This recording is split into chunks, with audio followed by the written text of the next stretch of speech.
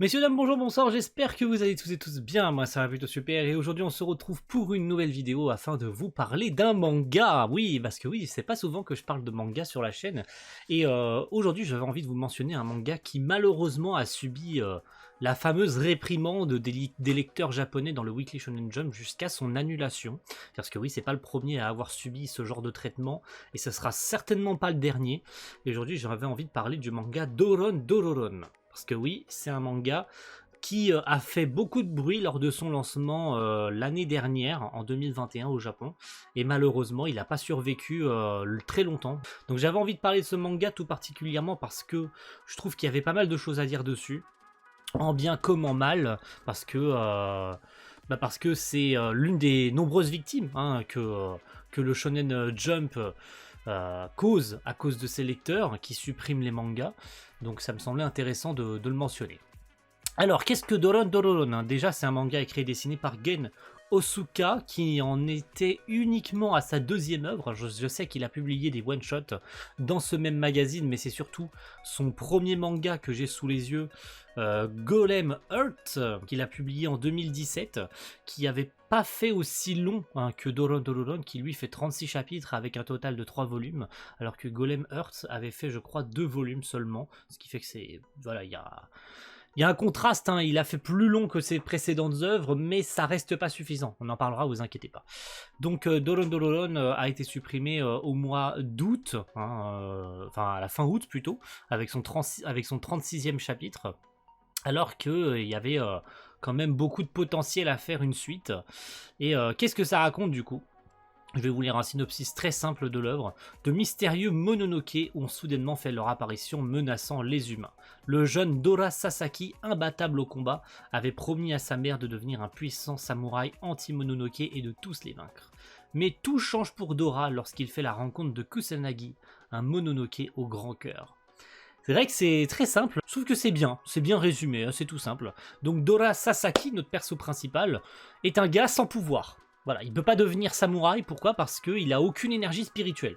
Donc il s'est renvoyé, vit ça. Voilà, son rêve c'était de devenir de samouraï parce qu'il avait promis à sa mère décédée, sauf que il peut pas. Il peut pas, sauf que sur le chemin pour rentrer, parce qu'il est ultra deg, il rencontre Kusanagi, un petit Mononoke, les méchants démons qu'ils sont censés combattre dans cet univers, et en fait ce Mononoke il est tout gentil, il est tout mignon, et il va s'allier à Dora pour former un duo de samouraïs, parce que Kusanagi va pouvoir combler les lacunes de Dora, tout simplement. Ils vont pouvoir combattre ensemble, il va lui fournir de l'énergie spirituelle, il va le recouvrir d'énergie spirituelle, il va même se servir de Kusanagi en tant qu'épée, parce que Kusanagi peut changer de forme, donc ils vont former un duo de choc, rentrer au sein de l'alliance des samouraïs qui s'appelle Izanagi, je crois de souvenir dans l'œuvre, et ils vont combattre mutuellement, ils vont apprendre à connaître les samouraïs les plus forts, rentrer au sein même de la communauté des samouraïs, et puis combattre le méchant final, etc. Vous savez que ça fait que 36 chapitres, ce qui fait que c'est pas forcément très long, et que les développements n'ont pas été suffisants pour l'œuvre, mais on en parlera d'ici quelques instants. Donc qu'est-ce que j'ai de particulier à dire sur Doron Dororon ? Eh ben c'est que c'est un manga, une fois de plus, encore une fois mentionné depuis le début, gâché par le fait que les lecteurs japonais n'ont pas été tendres avec lui jusqu'à l'annulation. Pourquoi ? Parce que, et il faut ouvrir les yeux, sincèrement, je pense il ne faut pas mentir sur ce point-là, parce que c'est le cas. Le manga est un réchauffé de chez réchauffé, de shonen qu'on connaît déjà. L'œuvre ne révolutionne pas grand-chose dans sa construction narrative. Un seul bon point que je pourrais lui donner là-dessus, c'est surtout son découpage et sa mise en page. Parce que franchement c'est très clair au niveau des combats, au niveau des... Il n'y a pas trop de dialogue, l'auteur se contente du nécessaire pour qu'on comprenne l'univers, pour qu'on comprenne les personnages, pour le peu de développement qu'il y a à travers les persos. Les seuls qui sont vraiment développés c'est Dora et Kusanagi, il y en a 2-3 qui ont eu le droit à des développements. Je pense notamment aux personnages, à certains samouraïs qui sont les officiers, qui sont entre guillemets, pour faire une comparaison pourrie, les piliers de cet univers, pour parler de Demon Slayer, parce que je vais souvent comparer à Demon Slayer ou à d'autres œuvres, je pense notamment à Black Clover, parce que son personnage me fait très penser à ça, et c'est pour ça que je parle de réchauffer. C'est parce que ce genre d'histoire où un perso sans pouvoir ou ça dépend vraiment de ce genre d'œuvre, encore une fois, qui devient cheaté par la suite pour une raison qu'on expliqua. Donc on n'explique pas parce que malheureusement l'œuvre n'a pas été suffisamment longue pour que le développement se fasse progressivement, hein, pour ramer progressivement vers le développement du perso. Là, il a dû faire simple et concis. Donc forcément, c'est pas suffisant pour ça. Mais ce genre de développement de personnage, enfin ce genre de personnage même tout court, hein, comme Dora, me fait très clairement penser à un Tanjiro ou même un Asta, hein, qui est sans pouvoir mais qui obtient un pouvoir cheaté dès le début du manga, qui s'allie avec un démon, je pense notamment encore une fois à Demon Slayer, l'alliance des samouraïs pour pas faire référence, hein, aux chasseurs de démons, les piliers pour pas faire référence aux officiers qui sont tous autour du grand maître, hein, du dirigeant, hein, d'Izanagi, des samouraïs, qui fait clairement penser à Oyakata-sama de Demon Slayer. Vous voyez, c'est le genre de comparaison qu'il y a partout dans Doron Dororon, malheureusement, et je pense qu'il a souffert de ce syndrome-là, hein, c'est-à-dire le syndrome, même si vous le prenez comme vous voulez, syndrome copie, clin d'œil, comme vous le sentez, hein, le syndrome copie des shonen qu'on connaît déjà, ce qui fait que pour nous, en tant qu'occidentaux, j'ai vu beaucoup de retours positifs sur Doron Dororon. Pourquoi? Parce qu'on aime bien manger du réchauffé, on aime bien manger des shonen qu'on connaît déjà, on a cette impression de déjà vu qui est très agréable quand on lit ce genre de shonen. Et on n'est pas dépaysé en lisant quelque chose qu'on ne connaît pas, un style qu'on ne connaît pas. Donc Doron Dororon est parfait pour les néophytes qui se lancent dans ce genre de shonen, parce que c'est très difficile maintenant de genrer un shonen, hein. Vous savez qu'il y a tout type de shonen, hein. Donc le shonen n'est plus un genre, hein. Pour ceux qui ne le savent encore pas en 2022, le shonen n'est plus un genre. Sauf que les japonais, malheureusement, je pense qu'ils sont arrivés à expiration de ce genre d'œuvre et ils en ont marre, hein, de ce genre d'œuvre réchauffée qu'ils ont déjà vu 50 000 fois et ils ont envie de renouveau. Et c'est bien dommage parce que le Shonen Jump a bien besoin de nouvelles têtes d'affiche. Le Shonen Jump a besoin de nouveaux piliers sur lesquels se reposer, parce que, encore une fois, on le précise pas assez, mais My Hero Academia arrive à sa fin, Black Clover arrive à sa fin, One Piece, c'est pas pour tout de suite, mais ça arrive. Le Shonen Jump a besoin de planter de nouvelles pousses pour pouvoir tenir debout, parce que ça va être difficile pour eux, d'ici quelques mois, même d'ici 4-5 ans, de trouver de nouvelles œuvres qui durent longtemps, parce que plus ça va et plus on a d'œuvres courtes dans le Shonen Magazine et dans le Shonen Jump, pardon, et Doron Dororon n'en est qu'un exemple parmi tant d'autres. Et pour parler des développements des personnages qui sont pour dire, hein, inexistants, le peu qui en ont, et franchement je les retiens parce que franchement ils sont extrêmement intéressants, ils avaient du potentiel. Je pense notamment au personnage de Naotora, donc qui est les deux ce sont des officiers, hein, qui vont venir parler à Dora et à Kusanagi, qui vont leur donner des indications, qui vont les entraîner. Donc on a une phase entraînement. Je pense que l'auteur avait commencé à placer son perso principal, a tranquillement commencé à le développer, mais il n'a pas eu le temps, hein. Il a dû complètement cut le 3/4 des intrigues qu'il avait mis en place, notamment face aux méchants, on parlera du méchant tout à l'heure, pour aller plus vite, hein, tout simplement, hein. Il a coupé tout, il a littéralement tranché, je pense, 4-5 arcs qu'il avait dans sa tête pour aller à la fin, c'est vraiment dommage. Donc Naotora Kamizumi, hein, qui est l'une des officiers, hein, qui font partie donc du cercle fermé des samouraïs les plus forts, et elle avait un crush sur le perso principal, ça aurait fait un truc giga sympa. En plus elle a un développement, elle a un passé, elle a un background, ça aurait été, c'est franchement dommage que ça se soit arrêté juste à ça. Voilà, c'est le perso, elle a un crush, mais comme la bataille finale arrive au bout de 3 chapitres, parce qu'on n'a plus le temps de développer, parce qu'on m'a annulé mon manga, donc je suis obligé de couper court à tout développement, et on va plus vite, et puis voilà. Donc c'est franchement dommage, et celui qui me déçoit le plus, et qui avait, je pense, la carte parfaite, et il est d'ailleurs sur la cover du 2e volume sur 3, ou à moins que ce soit sur le 3e volume que sa tête soit, je crois que c'est sur le 3e et dernier volume, c'est Heisuke Uji, hein, qui d'ailleurs est catalogué dans le manga par le grand méchant comme étant le samouraï le plus fort. Attention, c'est vraiment, franchement c'est extrêmement dommage que cette phrase ait été balancée à la fin pour nous dire tu es littéralement le samouraï le plus fort. et c'est une caricature parfaite du Sasuke-like, ténébreux, mais en fait le gars, il montre pas d'émotion, mais en réalité il veut être respecté.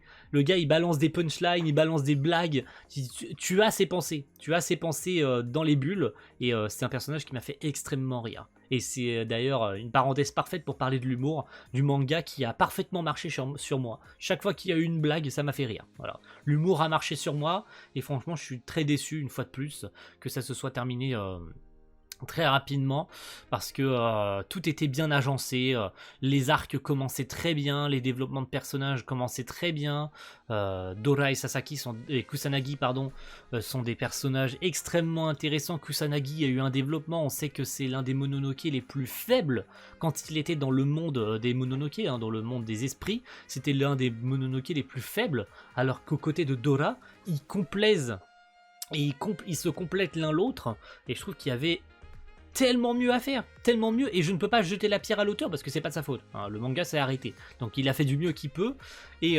pour faire cette transition vers le méchant final, parce que je pense que j'ai pas besoin de parler de 50 personnages non plus, et de 50 autres possibilités, le méchant final, qui est finalement, qui était, hein, j'ai pas son nom en tête, parce que j'ai lu le manga hier soir, mais pour être honnête, j'étais tellement déçu de la fin que, que ça se soit fini. Je suis pas déçu de la fin, je reformule, que ça se soit fini très vite, que j'ai même pas eu le temps de me souvenir du nom du méchant, pour être honnête. Donc, je suis l'ancien pote du fondateur d'Izanagi. Je devais devenir j'espérais en tout cas, hein, c'est-à-dire une bataille de succession. Il devait devenir, ou en tout cas il pensait devenir le successeur d'Izanagi, donc du clan, hein, des samouraïs, devenir le prochain chef, dirigeant des samouraïs, sauf que ça s'est pas fait comme il l'entendait. Du coup il est parti, il a pris le Gigasum, il s'est allié au Mononoke, et il est devenu un démon millénaire fusionnant avec plusieurs Mononoke pour combattre les samouraïs sur 3 chapitres. Et puis c'est finalement Dora et Kusanagi qui lui portent le coup final, et puis fin. Voilà. Grosso merdo, c'est comme ça que ça se passe. On nous développe le perso en 2 chapitres, on nous prépare à la bataille finale en FISA, pas d'entraînement, on n'a pas le temps, pas d'entraînement. Le méchant il arrive, il retire ses bandages parce qu'il est plein de bandages, hein, on voit pas son visage, et puis finalement Dora et Kusanagi obtiennent un power-up sorti de nulle part, ils le tranchent en 2, fin. Le monde des Mononoke est refermé parce qu'il était la cause de l'ouverture des portails vers le monde des Mononoke, ce qui fait que sa mort renvoie Kusanagi dans le monde des Mononoke. Donc, Dora ne peut plus être un samouraï, les samouraïs n'ont plus de boulot, hein, parce que ça y est, hein, les Mononoke ont disparu de notre monde, et puis, phrase de fin, ça se termine sur je veux créer un monde meilleur, mais chacun de leur côté. Donc on a une phrase commune aux deux, hein, qui est la phrase clé, hein, des deux personnages depuis le début du manga, qui était: on va créer un monde où les gens peuvent être heureux, dans lequel il n'y a plus de guerre, dans lequel il n'y a plus de mal. Et en fait cette phrase se rassemble dans les deux, mais chacun de leur côté, où Kusanagi va continuer à aider les Mononoke qui sont persécutés dans leur monde, et Dora, lui, au lieu de devenir samouraï, parce qu'il a pas d'énergie spirituelle, donc il peut pas continuer à être un samouraï, il va finalement devenir policier. C'est un choix très louable pour la fin, parce que t'as du cut 5 arcs, donc forcément la fin arrive trop prématurément, mais t'arrives à quand même conclure correctement avec la phrase commune aux deux personnages, qui est franchement très belle et très bien amenée pour une fin telle qu'elle est. On a un décor apocalyptique, on a un méchant qui a été censé être bien développé. J'ai l'impression d'avoir Samurai 8 en face des yeux, où il a été obligé d'amener par un claquement de doigts le perso final, parce qu'il fallait finir le manga. Et je sais que j'arrête pas de me plaindre depuis le début, mais c'est l'une de mes plus grosses déceptions, parce que l'œuvre avait extrêmement de potentiel, mais ça a été gâché par tout ça. Tous les sbires, qui sont censés être les Mononoke les plus forts, se font tous péter la gueule par les officiers, sans aucune difficulté, hein. Pour la plupart d'entre eux, il n'y a pas eu de difficulté. Tu te dis, mais il les fait venir, c'est que ce sont censés être les Mononoke du monde des esprits les plus forts. Je peux tourner autour du pot pendant 100 ans pour expliquer à quel point le manga était gâché, hein. Je peux le dire, hein, sincèrement. Et encore une fois, je peux pas jeter la pierre au mangaka, c'est pas sa faute. Si le manga s'est terminé si subitement, pourquoi il n'y a pas de développement, pourquoi il n'y a pas de machin? La réponse, vous la connaissez déjà. Donc ça sert à rien que je continue à me plaindre, tout en sachant que c'est pas de la faute de l'auteur si ça s'est terminé prématurément. Vous avez compris? Et il y a un autre manga qui a subi exactement le même sort il n'y a pas très longtemps, et je l'ai vu passer, c'est pour ça que ça m'a autant déçu. C'est Earthchild, je sais pas c'est de quel auteur, mais c'est aussi un manga qui s'est arrêté prématurément dans le magazine, après 27 chapitres. Non, encore plus court, on a carrément fait encore plus court que Doron Dororon. Donc voilà, tout ça pour dire que c'est pas le premier, ça sera pas le dernier, c'est certainement pas l'une des seules œuvres dans ce genre-là qui a dû subir un arrêt prématuré. Et visiblement, les Japonais n'en veulent plus. Hein, c'est le cas. Ça veut pas dire que moi j'en veux plus. Ça veut pas dire que vous n'en voulez plus, parce que à vous de me dire si l'œuvre vous a plu ou déplu, si vous avez vu du réchauffé, si vous avez vu du machin. Parce qu'attention, j'utilise des termes assez violents, hein. Mais ça veut pas dire que c'est ce que vous ressentez. Moi, c'est ce que moi j'ai vu, c'est ce que j'ai ressenti en lisant l'œuvre, que on a l'impression de rien voir de nouveau, et c'est le cas, il n'y a rien de nouveau, que tout est recyclé, voilà, on a sorti du tréfonds du tréfonds du tiroir et du cimetière des éléments scénaristiques qu'on a vu 50 fois dans d'autres œuvres, pour ne pas dire shonen, hein, attention, encore une fois. Donc j'espère qu'ils vont trouver de nouvelles idées.